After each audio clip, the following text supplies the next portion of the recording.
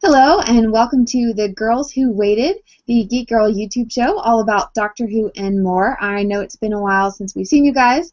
Angela and I have been off doing Dragon Con. We've got some really exciting things coming up for you, and now we're just trying to catch up, and we're really excited to be back talking about Deep Breath, the very first episode, with Peter Capaldi as the new Doctor. So if you have not seen that episode yet, we're about to talk about it, spoil it for you. And we're really excited. I'm your host, Lil, and joining me, as always, is my fantastic host, Angela. Hey! So, Angela, let's just kind of get right to it. What was your kind of like, your overview feelings of Deep Breath? I I really enjoyed the episode. I loved it. I love Capaldi as the Doctor. It was one of the more enjoyable regeneration episodes because if you look at for New Who, if you look at the regeneration episodes for Tennant and Smith, this is one of my favorites. Altogether with even classic Doctors, this is still one of my favorites. I have parts that I didn't like that I think were a bit, that made me go, what? I was really, really happy that Liz Sladen's husband was in this episode, which I thought was really awesome. And yeah, I really enjoyed it. I love the Scottish accent on the Doctor, so that's really awesome. And yeah, I really liked this episode. What about you? I have mixed feelings about it. I did enjoy Capaldi, but I thought we had kind of done well during Matt Smith's run, kind of not having Clara fall in love with Eleven, and even though it was kind of sort of hinted at, it never really came through, and I felt like her reaction to 11 becoming 12 was almost one of losing a boyfriend, and her reactions to that, I was kind of ready to move past that. And this is the first, well, not the first one, but I know it's like some of the companions have not necessarily seen the Doctor change right away, and like she was right there and he changed, and we still had to have this whole big deal about Clara not feeling like, oh, you're not the Doctor. Well, he changed right in front of you. What more proof do you need? So I don't know. I liked seeing Strax and Jenny and Vastra, and I don't know. I think they told a long story or a short story too long. I felt like we could have managed the whole story without the T-Rex. It was really cool to see. Like, it was a great graphic. The robots needed the eyepiece of that T-Rex for their ship. Yeah. But my question is, how did we go from the end of Matt Smith's run and the TARDIS kind of going crazy to being inside of a dinosaur to him falling? Well, the dinosaur swallowed them, so we don't know where the T-Rex went after the Doctor changed. And then, they transferred the T-Rex to England. It's Doctor Who. It's not supposed to make sense. Yeah, but there's got to be some continuity. But I actually agree with you on the whole Clara thing. I actually was kind of irritated that they kept on that because a big thing, on-running thing, and she did say, she kind of did have feelings for him, but she like in the Town Called Christmas where they couldn't lie, but she did say all for the entire season, you're not my boyfriend. You're not my boyfriend. I go off and travel with you. You're my friend. You're not my boyfriend. But that seemed to be a big like on-running theme between what Vastra and Jenny and them were like prodding at her, and that annoyed me. Like that was one thing I was just like, really, really. And yes, she was shocked. And truthfully, if someone had just exploded in front of me and became like someone new, like it looked totally new and didn't really remember what was going on and everything, I would be a little, shocked and traumatized as well. Mm-hmm.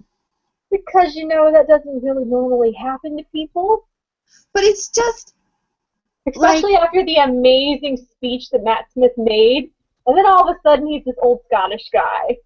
So, Yeah. I think I would be a little traumatized too, being like, what happened? This is the doctor, but I what guess the crap? I guess we, at Timegate earlier this year, I watched the episode where um, 3 regenerates into 4, and everybody was a little bit shocked, but at the same time, he was just like, oh, I'm 4 now. Okay, well, let's see, what should I wear? And you have this brief moment in time where he tries to decide what his look is, and then we keep moving right along. And this whole episode was the doctor, who am I, who am I, who am I? What do I sound like? What do I do? What do I dress? Let me steal clothes from a homeless person. At least he was awake for the entire episode. That's true. That's true. Unlike David Tennant in his pajamas the whole time. But it's just, and maybe this is because I'm watching more Classic Who and seeing some of those regeneration episodes. I don't know. It just seemed like we spent a lot of time with the Doctor being very confused, and I think we've seen that enough. Like, can he not regenerate and still retain who he is when I don't believe we've had a precedent set for him being so completely out of it and so forgetful? He could just explode and charge into a nuke. Mm-hmm. We don't know the complete anatomy of a Time Lord and how that affects them mentally and physically and emotionally. But he's his 12th regeneration. Does he not understand by now what's happening to him? Like, the Time Lords? He's still traumatized from some of his classic regenerations by being wrapped up into a cocoon between being turned from the 4th to the 5th Doctor and stuff like that. So, or being shot by a gun, the 7th Doctor to turn to the 8th. He's got some pretty messed up regeneration. Well, or even like 8 turning into the War Doctor. I mean, he drank a drink and he was like, okay, I'm the War Doctor now. Let's go. I guess that's where I don't know. Maybe it's just you never know what you're gonna get. You never know how he's gonna regenerate. But I feel like they're doing that to add story when I think we would have had a story without that happening. I will say the only other complaint I really, really had from this episode was the fact that Madame Vrastra and Jenny had to remind us so many times that they were married. I agree. We understand. We know. It's okay. I did the joke where she was the one joke where she was pouring the tea was funny. Where she's like, "Ha, I'm your wife, and yet I'm still doing maid duties." Yeah. This. Like, I thought that was funny, but the fact that it just kept being thrown in our face, we understand. We know they're married. We like the 2 characters. Yeah. You don't have to keep, throwing it in our face that they're married. Because it did, like you said, it did start to become forced. It started to become like, let's remind you every time we're together. And I think that's kind of the fun thing about those characters is when we first meet them, we don't find that out right away. And it's sort of like, then it's suggested. Then it's like, oh, and we're married. And as the audience, when we first found that out, we weren't, we didn't expect that. And so it was a great added dimension to those characters. And I think that's kind of a fun thing about them is if you're a bit newer and you don't know a lot about them, it's a fun thing to slip in and be like, oh, wow, I didn't know that. But then it was like, oh, here, let me flash it in your face. It's like, okay, what? I don't know. We understand at this point. We understand. Yeah. But I will say, one of my favorite parts of this episode was in the restaurant between 12 and Clara, where they're kind of talking back and forth and banter and everything. That interaction, like, I love Clara with 12th Doctor. Like, and yeah. I know right now, at this point, we've seen her with him for 4 episodes. And we're only going to talk about the first one at the moment. But, I like her with 12 more than I like her with Matt Smith. So much more at this point. Because with Matt Smith, it almost felt like she was just a plot device, not an actual character. Yeah, it's hard because, like you said, I don't want to jump too far ahead in talking about Clara and her involvement with 12, because I feel like she's starting to become more of a focus when we should be focusing on the Doctor and what the Doctor's doing. But I definitely like their chemistry together. The restaurant scene was fantastic. I think the ending scene with them going out and getting coffee and chips was really a good interaction. But that ending scene again with the two of them goes back to Matt Smith calling her, or 11 calling her before he regenerated into 12, and saying, "Oh, it's all okay. I'm scared." And it went back to that connection almost of them being boyfriend and girlfriend. And I would have understood it a little bit better, I think, if Clara hadn't been almost like, "Okay, I don't know who you are, I'm leaving." I don't know. It was a touch that I felt somehow could have worked, but at the same time it didn't, based on the way it was presented to us, because I liked the doctor calling Clara and saying, "Look, he's scared. He's still trying to figure himself out. Why are you going to leave that?" But then at the same time, I didn't really like Clara being so ready to abandon him just because he didn't look like 11 anymore. Well, I feel like I agree with what you're saying, but I feel that she was just in shock right at the beginning because, like I said, she did show all the signs of someone who was in shock and didn't quite want to believe what had already happened. And by the end, by the time she gets that call, she's kind of, come out of her shock, and she's kind of like, I do need to stay with this person. Like, I do need to, not necessarily, not boyfriend girlfriend stay. Right. I do need to, like, this Time Lord needs help, and he needs a companion there that will help him. So I kind of need to. And I do like the occasional, like, where she does hug him. He's like, "I'm not a hugging person," and she's like, "I don't care. Right now, I'm just gonna hug you because you're my friend." So I thought that was really funny. Like, I just love Capaldi's, like, mannerisms and some stuff, and he's just so tall and lanky that it works. He's the grandfather doctor again, pretty much, and that makes me really happy. Now, of course, the big thing we have to talk about, without jumping too far ahead, is Paradise and Missy. So, I don't know. It's really hard to talk about that without thinking too far ahead. But what were your thoughts on kind of that? I didn't really keep up with anything that was. She is the creepiest Mary Poppins character ever. Right. Like, the first time I saw her, I was just like, she kind of looks like Mary Poppins, but so very creepy. But I don't really like. I'm trying not to like make too many predictions for her because I'm just kind of like, she's really creepy. But she keeps calling the doctor her boyfriend. What is this crazy stuff going on? And yeah, so I'm excited because she's probably going to be a super creepy character villain in this thing, and I'm excited. But is she a villain? Like, is she a bad guy? We don't know. She took the bad guy at the end and took him to Paradise, which is a garden. I don't know. It's just, I know this is something Moffat likes to do, is kind of like draw us out through the season so that later we can look back and say, "Oh, wow, look at all these connections." But lately I feel as though he's not been doing that as well, and that's becoming too much of a focus.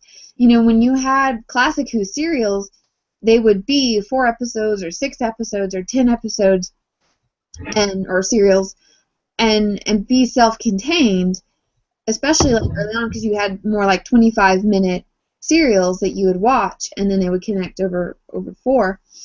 And it seems like Moffat is trying too hard to almost follow what's so popular in American television, which is a whole series narrative, which isn't bad, but at the same time for Doctor Who, I kind of miss the self-contained episodes where what happened, and then the next episode was them going to a new planet, them experiencing something different, which I think we saw with 9 and 10, but ever since towards the end of 10 and through 11, they've tried to do too many story arcs. I'm trying to reply to that without saying too much of what we've already seen in episodes after this, because I feel like he's, at least with the way the season's gone so far, I kind of feel like he's doing that, especially with the episode that we just saw this past week, because that was very self-contained. So I feel like he is kind of leading that way, but he has this one character that he doesn't want to bring in to the Doctor quite yet, so he's, and if you look, that one scene at the end of the episode with Missy was very self-contained in itself. So it had nothing to do with the actual episode. It was just a little blip where it had something to do with the episode because it had the bad guy. It had the robot dude who was looking for the promised land or whatever. But it didn't really have too much to do with the full episode with Clara and the Doctor, and the Vastra and Strax and Jenny and stuff. So I kind of feel like he's trying to keep the way the classic episodes were, where they're self-contained in themselves, while still trying to do that overlining story by bringing that character in. And I think we may see her by episode 7 or 8 interact with the Doctor. You never know. We might see her next season or whatever. But and I will say one other thing that I was very happy about with this episode was that he tied in the girl in the fireplace. Yeah.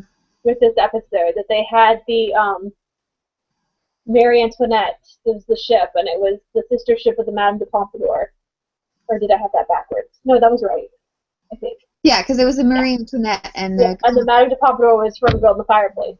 I was really excited when I saw it. I was like, oh my gosh!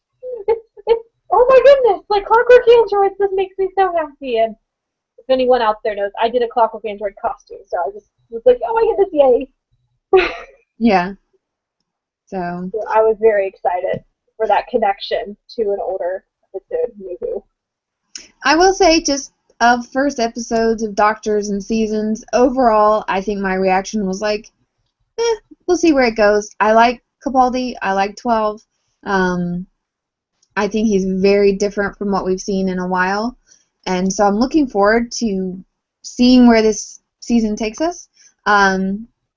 I don't know. I still feel kind of undecided, and I guess we'll just have to wait and see as we review other episodes and so forth. So, because right now I don't know. Is that terrible? I just kind of saw the episode and was like, I don't know what I thought. It's a first episode too, and a lot of times for some people it takes them a couple episodes to be like, you know what, this dude's awesome. And in the case of Capaldi, for some people, it was the episode we just saw this past week, which we're not going to talk about in this episode. So, yeah. So I'm just kind of not trying to say too much without that. But, and a lot of people, because I know, because I got on Facebook afterwards, everyone was like, this was the episode. He's amazing. And I was just like, haha.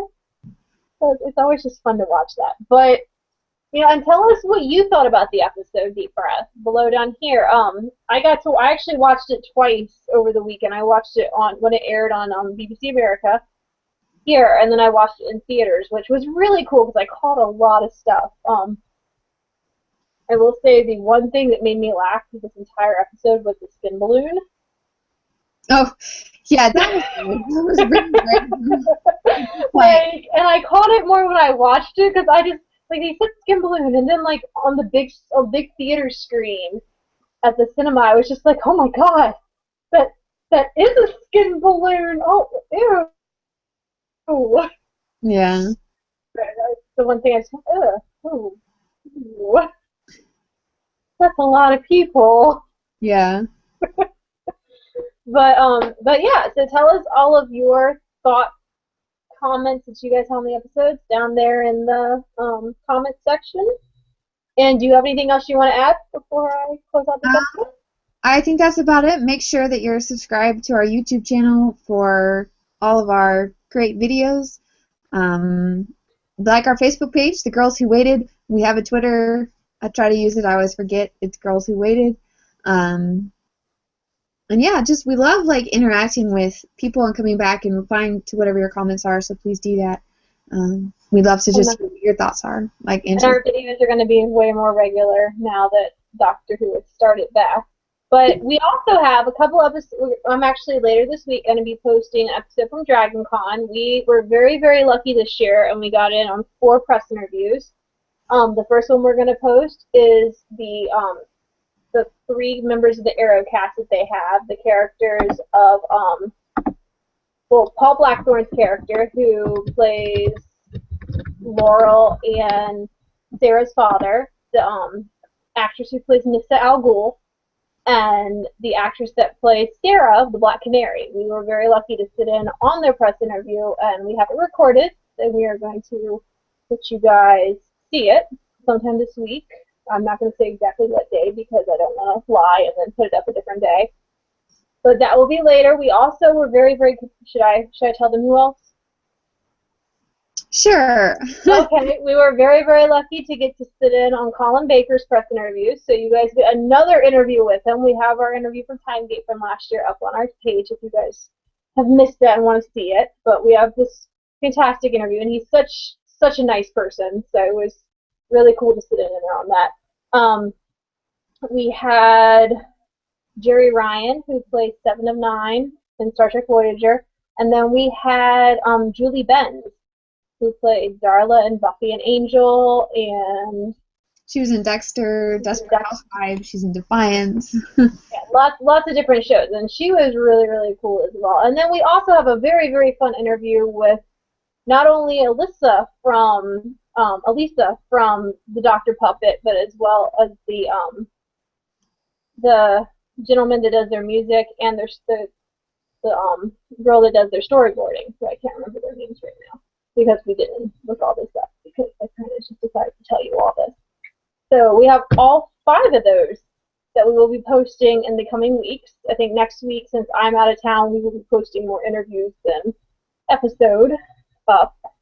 But I'm really excited for you guys to see them. We spent a lot of time at DragonCon doing interviews, and I'm very, very excited for you guys to watch them because they're very fun.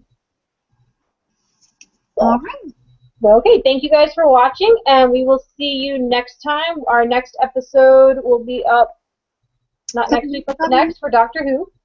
Mm-hmm. So keep watching, and we will talk about our thoughts on the new Doctor Who season. So thanks for watching, and bye. Bye.